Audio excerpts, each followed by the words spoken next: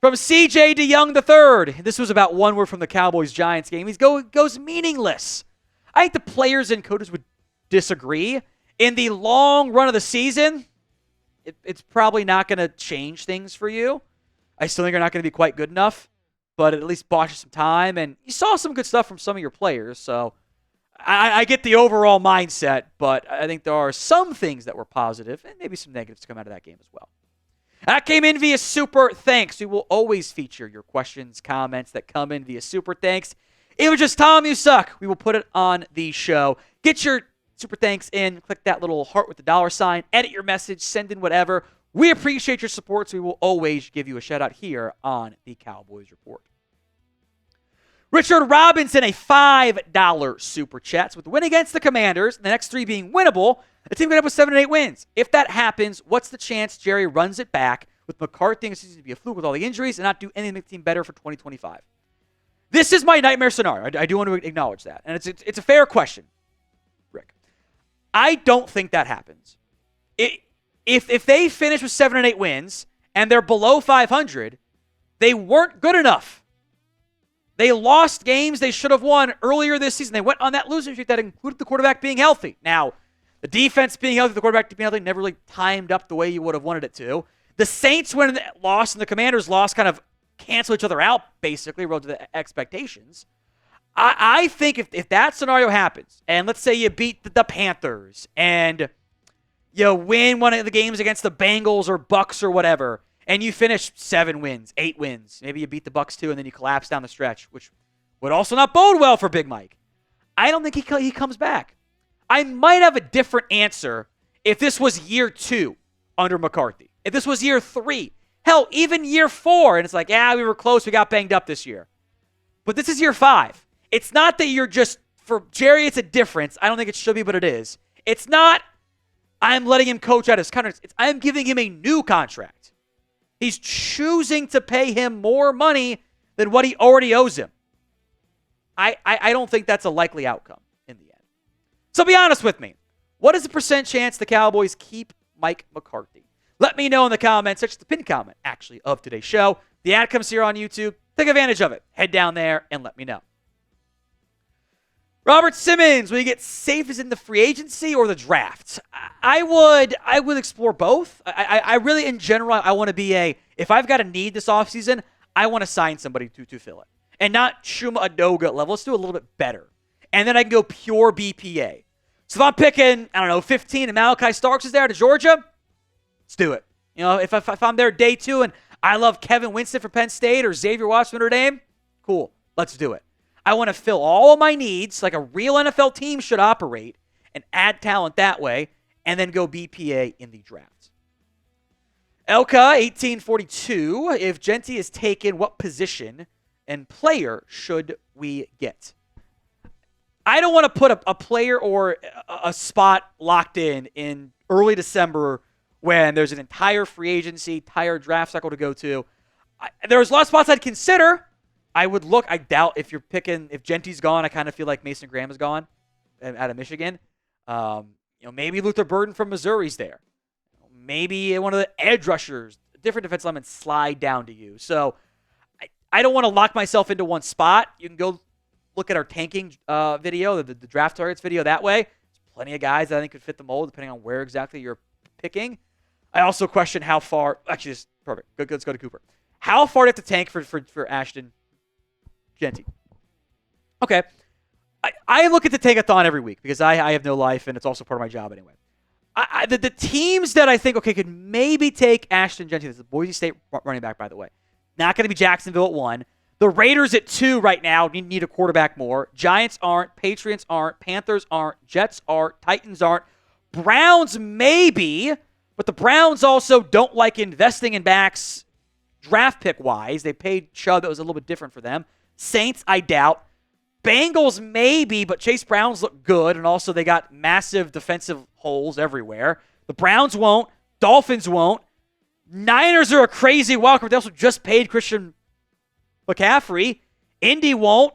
Bucks won't. Rams won't. Cardinals won't. Falcons won't. Seattle won't if they miss the postseason. So I don't know who this, unless they just go, he's too good to take him. I see a very real possibility, even if picking 14, unless one of the two Ohio teams take him, I think you can get him. I think both those teams might want Mason Graham more instead.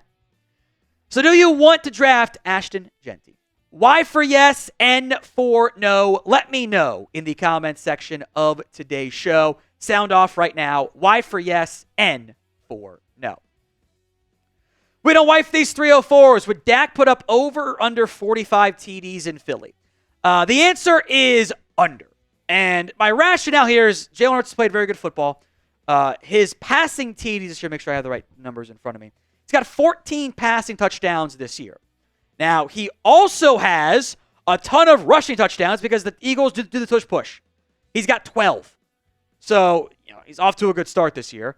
I would say Dak goes under 45 if the quarterbacks are just replaced, but Saquon gets a bunch more touchdowns because they're not doing the yard out tush push every single play. They probably do some more Saquon handoffs there. Maybe Dak's got a few more passing touchdowns to kind of balance that a little bit, but 45 is a lot. I think it's an easy under there. From Aiden, Xavier Watts looked good during the weekend. Definitely someone to pick up in the draft. That is the Notre Dame safety, who I am a big fan of. He's a dynamic, rangy playmaker in the back end. Has consistently been even like last 2 years, even better this past season. Really impactful piece in our first mock draft of the year. We got him in like round 6 or something. Which is, you can go back and look at every single one of the way too early mock drafts, and there's always one that's like, wow, that's super late. How'd you get him? I took the good players. By the way, 12 interceptions his last 2 years. I'm a sucker for ball skills. Xavier Watts will be one of my dudes this draft season, but you're not going to get him in the 6th round, 7th round, very possible, though. Or earlier, or day 2, possible. Today's show is made possible by Game Time.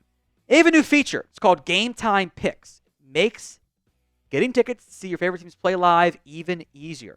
It filters out the fluff to only show you the incredible deals on great seats. So don't waste time.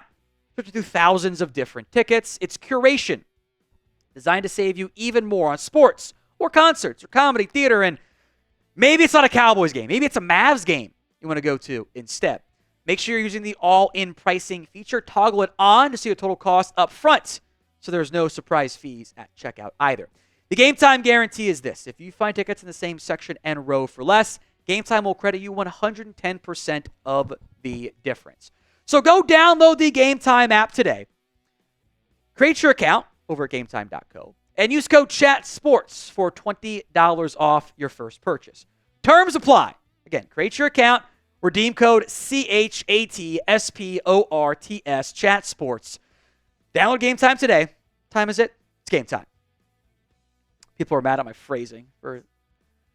It's draft. It's always vaguely innuendo-y at minimum. All right, Steven, are there any college football coaches that you would like to see as our head coach? Honestly, no. I don't want to go down that route. I think Dan Lanning would be a pretty good NFL head coach. I think he's a really great motivator, and I think his schematic stuff is pretty good too, and that's what I'm aiming for. I don't want a recruiter, though. And I think a lot of the best coaches right now in college football, they're guys that know how to work the recruiting field, know how to work the transfer portal, are really good salesmen. That's a huge part of the college football job these days. That's not part of the NFL job. So, Kirby's a great coach. He's going to be a great NFL head coach. I don't know. Lincoln Riley's stock is at an all-time low. I don't really want to go down the college head coaching path. If I'm going to go different, give me an offensive coordinator path instead. Daniel M. Percent chance we get Diggs, Tank, Nealon, and Martin back for the Bengals game on Monday. Hopefully Diggs. Early vibes, probably Martin. Doesn't sound like Tank Lawrence. Seems like good old Dr. Jerry might have jumped the gun a little bit there because Dr. Steven was far less optimistic there. And I want to see how Nealon goes week of practice. Frankly, Diggs and Martin too. But I don't think all 4 are going to get back. Tony, speaking of Zach Martin, at what point do you sit down Martin to play the young guards? Assuming Brock Hoffman, TJ Bass. It's tough. I don't think you can realistically do it until the season is truly over. Because it's Zach Martin. You're playing a very fine line. I think getting Hoffman and Bass some reps were good. They looked pretty solid. and they give you hope of, hey, right guard competition next year might not actually be a bad idea. Because it's Zach Martin and because there is more than just short-term and long-term outlooks here, you almost kind of let Martin decide. Maybe he sits down week 16, week 17, but I mean, I kind of feel like do you want to give him a send-off late in the season against Washington? It's a very tricky game to play there. Who do you like more as a long-term right guard option? B for TJ Bass, H for Brock Hoffman. Let me know in the comments section of today's show. Gary Sanderson, what could a staff outlook be for the hire of Ben Johnson, his offensive coordinator, and his DC? It's a good question. Everyone's going to want to connect Robert Saleh as the DC because that's just a very logical move. Don't hate it at all. I would anticipate some combination of Lions coaches coming over too. Wouldn't surprise me if one of the two top Lions offensive assistants, that's Tanner Engstrand, the passing game coordinator, and then Mark Brunell's the quarterback's coach, by the way, for the Lions, if you guys didn't know that. I think one of those guys could maybe be his OC, or maybe it's Scotty Montgomery. Someone probably gets that promotion to go be an OC there. Defensively, is it, I don't know who they go with there. Is it Kelvin Shepard, the linebackers coach? Because there's a lot of former players on that staff. I would bet it's probably a former player-heavy staff if you hire Ben Johnson. That's what Dan Campbell's been doing. I think DC matters way more than OC because I want Ben Johnson to call my plays. The OC there is kind of less important in the end. So that DC job, got to get it right. Lots of good ones available, though. Robert, Tom, what's your mock draft from round 1 to round 7? I'll save time for everyone. It's on the channel. It's one of the more recent videos. I went with Mason Graham in round 1. It's a bit outdated, though. We will do a new one soon. I promise you this. The next time the Cowboys lose a game, that week, we'll have a brand new mock draft for you. Now, if you want that video and more mailbags here on the Cowboys, hit that sub button, youtube.com/@CowboysTV. Free Cowboys videos each and every single day right here on the channel. Jeff Warren, Tom, what are we doing? Are we trying to make a playoff push? Of course they are.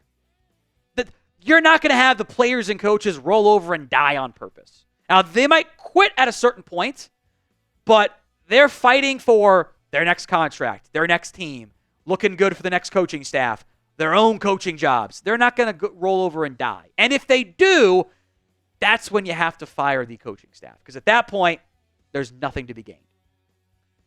YouTube J, my dream offseason. Jerry steps down, hires Ben Johnson, goes get Ashton Jeanty, trying to make a splash trade, then get a young offensive lineman for a Zach Martin or DJ Bass, and get a defensive lineman. I ain't getting more than that. That's a good start. I don't know what the ideal splash trade is there, but maybe it's. I think you still want a receiver. I think you're in maybe okay spot enough time. What you do with Steele, I think long term. I think defensive help. Defensive line needs multiple new pieces. Linebacker might need another new piece. So you got to spend some money this offseason. That's my. I'll be a common refrain here. You can spend a lot of money, and you should spend more money than previous years.